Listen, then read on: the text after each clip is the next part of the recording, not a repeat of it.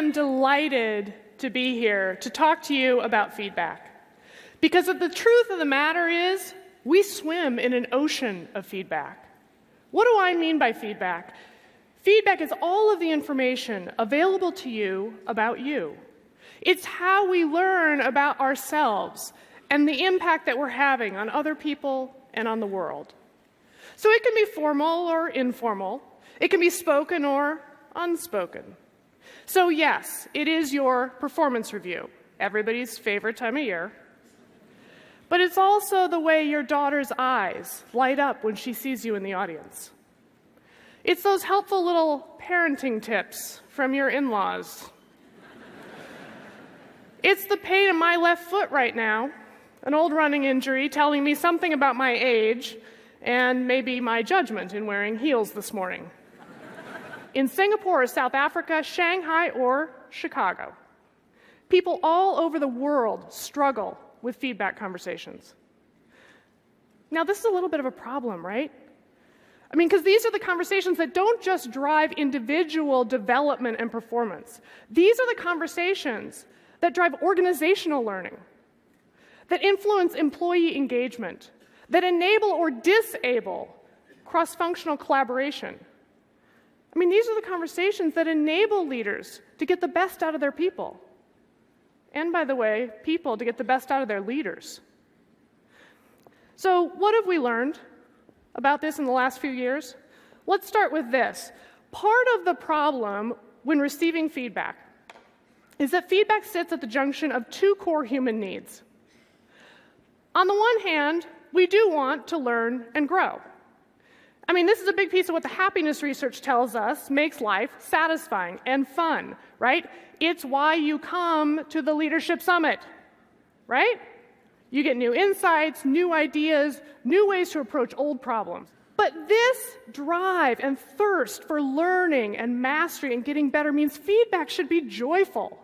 Here's the problem. This bumps into a second human need. The need to feel accepted and respected and loved the way we are now. And the very fact of feedback can suggest that how I am now is not quite A-okay. That my friends and loved ones want a few upgrades to my performance or my personality. This helps me understand why I feel conflicted about feedback, that there are times I've got a great mentor, I can see myself improving, and it is exhilarating. And yet, feedback can also be among the most painful experiences in life.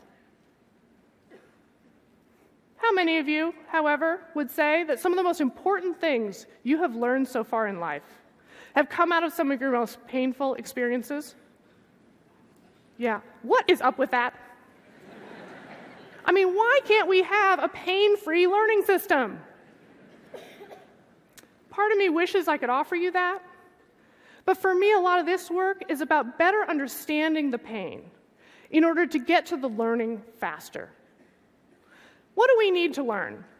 Well, let me actually start by suggesting that although we throw around this word feedback, there are actually 3 different kinds of feedback with very different purposes. And we actually, as individuals, need all 3 kinds in order to learn and grow. Now, the easy way to remember them is ACE, A-C-E. But just to make this more challenging for you, I'm going to start and do them backwards. So let's start with evaluation. Evaluation rates or ranks you against a set of criteria or against your peers. It tells you how you're doing, where you stand, and what to expect. So yes, your performance review meets expectations, which sounds to you like, really? You still work here? That's evaluation. So is your time in the 5K race. So is your cholesterol numbers. In your personal life, that conversation? So where's this relationship going? That's an evaluation conversation. I want to know where I stand so I know what to expect or not expect, as the case may be. Second kind of feedback is coaching. Coaching is anything that helps you get better at something, to grow your skill, your knowledge, your efficiency, or your effectiveness. Now, in the business world, coaching has become a term of art, executive coaching, to refer to a particularly elicitive way to help someone else learn. That's included here, but I'm including the broader category of anything aimed to help you learn. Mentoring, advice, suggestions, correction, all of that counts as coaching. This is the engine for learning. Third kind of feedback, appreciation. Appreciation says, I see you. I get you. You matter around here. Now, appreciation keeps us motivated. Coaching helps us actually get better. Evaluation tells us where we stand. As an individual for you, pick a context on your team, in your marriage. How much of each of these are you getting? And what would you like more of?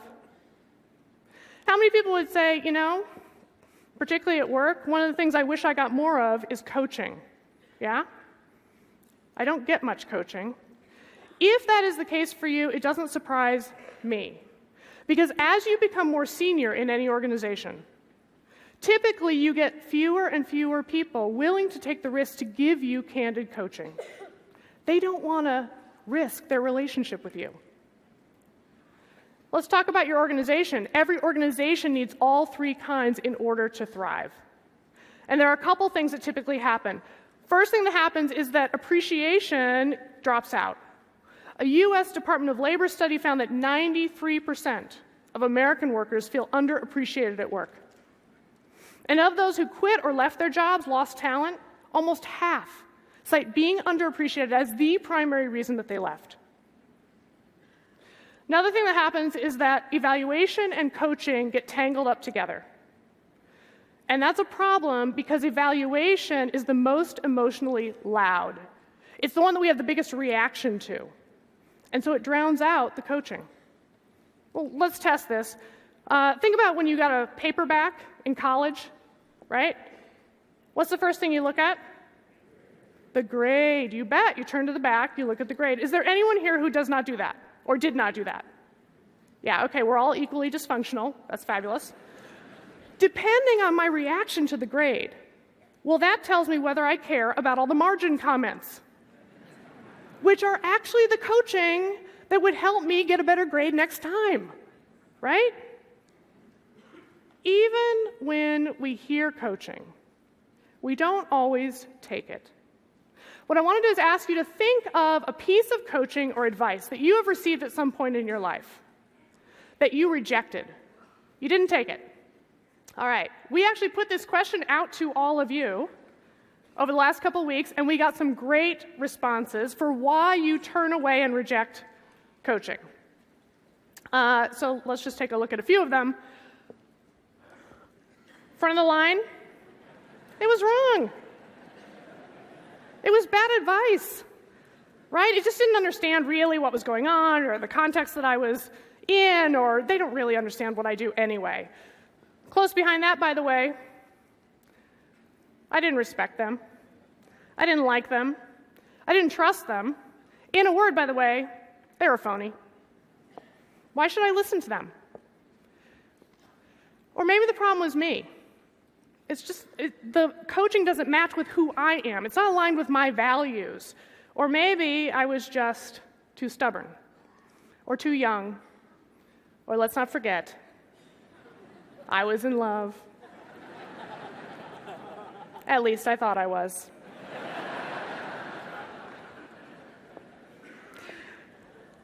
Now, there are thousands of reasons in this room and around the world for why you turned away feedback. And let me say loud and clear, getting better at receiving feedback does not obligate you to take the feedback. As human beings, we are incredibly good at what we call wrong spotting. When feedback is incoming, I'm looking for what's wrong with it, right? If I can find what's wrong with it, I can safely set it aside and move on with my life. If it's right, I have to keep worrying about it. So we're incredibly good at finding what's wrong. Here's the problem. I promise you, you will always be able to find something wrong with the feedback you get. In fact, it may be 90% wrong. And that last 10% might be just what you need to learn and grow. So the fact that you have a triggered reaction to your feedback is not the end of the story. It's actually the beginning of the story. And as we looked at the thousands of reasons people give for why they turn away feedback, we actually found that there are really, at core, three 3 kinds of triggered reactions that as human beings we have when feedback is incoming. The first is what I call truth triggers. This is all about, is it true, is it accurate, is it good advice, or is it wrong? It's assessing the content of the feedback. Second, relationship triggers. This has everything to do with who's giving you the feedback.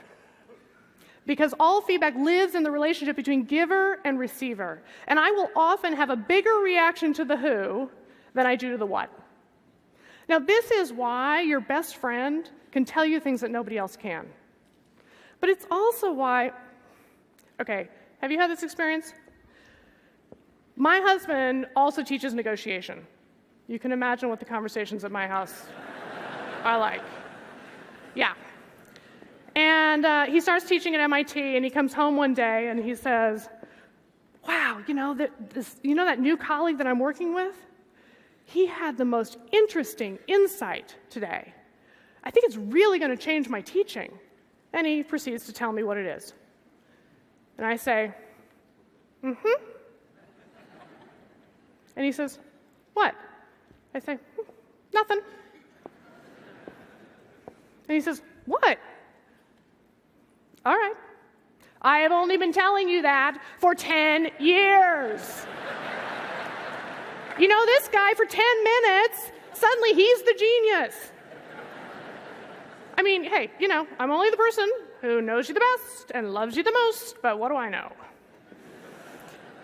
I think sometimes the people closest to us trip that need to be accepted and respected the way we are now. In a way, they trip a relationship trigger in a way that strangers don't. And so we can hear something from them that we can't hear from those closer to us. Third kind of trigger, identity triggers. This is the story you tell about who you are, and it's also your particular wiring. In the course of this research, we found that individual sensitivity to feedback, how upset you get, and how long it takes you to recover can vary by up to 3,000%.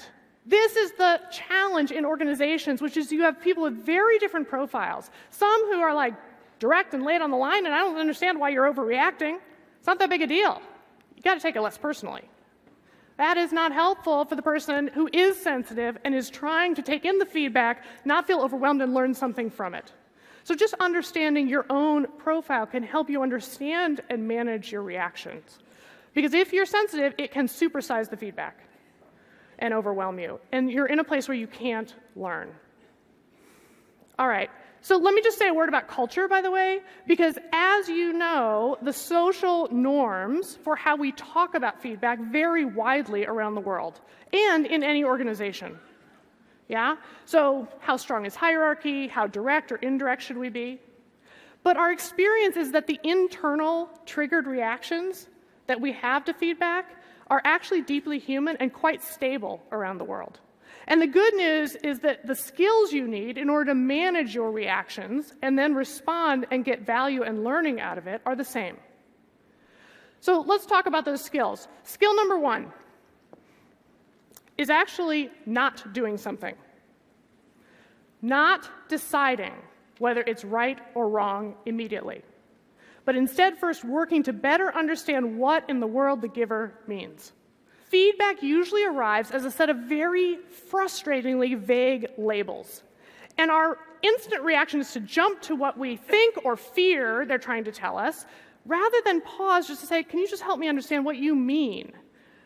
What is it that you're referring to, and what is it that you're suggesting? So you're going to have to work hard first to understand what they're trying to tell you, then you can decide what you think about it. Now, there's a second complication to this, which requires an additional skill. You have to work not just to see what they mean, but to see yourself accurately. Because, as Bill talked about yesterday, we all have blind spots. I don't happen to have blind spots myself, actually.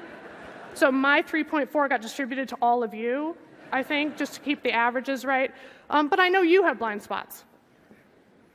So seeing yourself accurately is really hard. How many of you have watched yourself on video or heard yourself on audio? Yeah, just let out the sound of that experience. Oh my goodness. Okay, I got further bad news. That's what everybody else sees every day.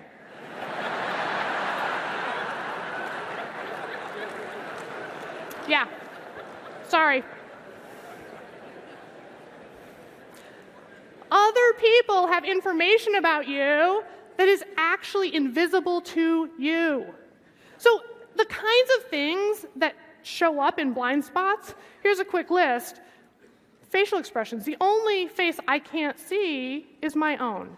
I can see myself in the mirror. I can't see myself in action in the meeting when I look stressed. Body language, tone of voice, habits that we're not aware that we have. And by the way, the impact that you have on other people is invisible to you. Feedback is sometimes referred to as holding up a mirror. I'm going to suggest that there are two kinds of mirrors. The first is a supportive mirror. A supportive mirror shows you what you look like on your best day, under flattering light. When I get devastating feedback, I leave that meeting, I walk down the hall. I look for someone that I like and who I'm pretty sure likes me. I walk in their office. I'm coming into your office, by the way. I shut the door. What do I say? Oh my goodness, can you believe what Michael said?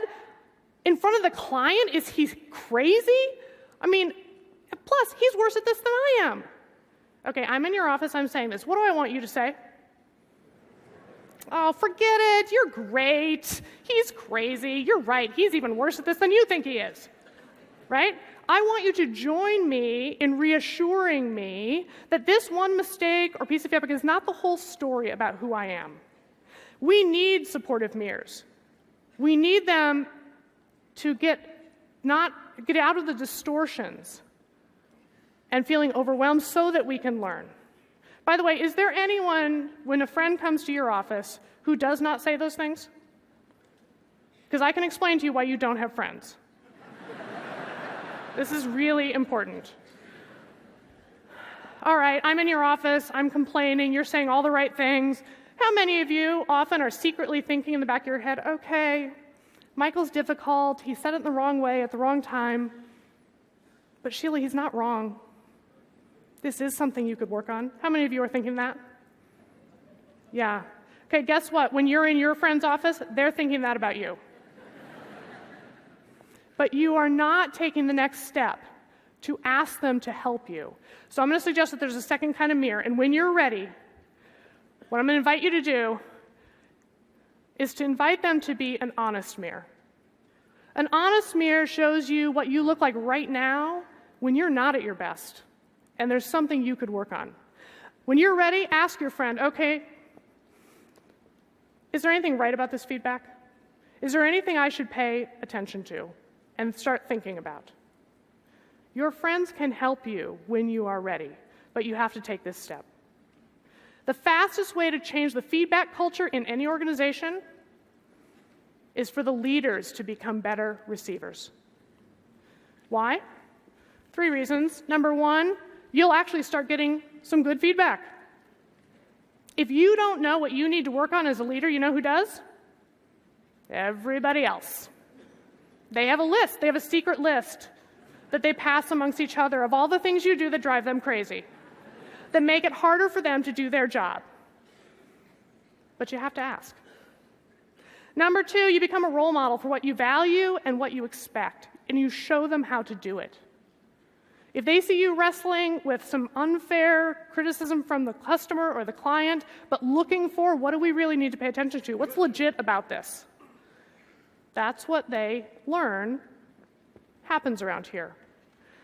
Third, when you become a better receiver, you automatically become a better giver, and the quality of all of your feedback conversations goes up. How do you do that?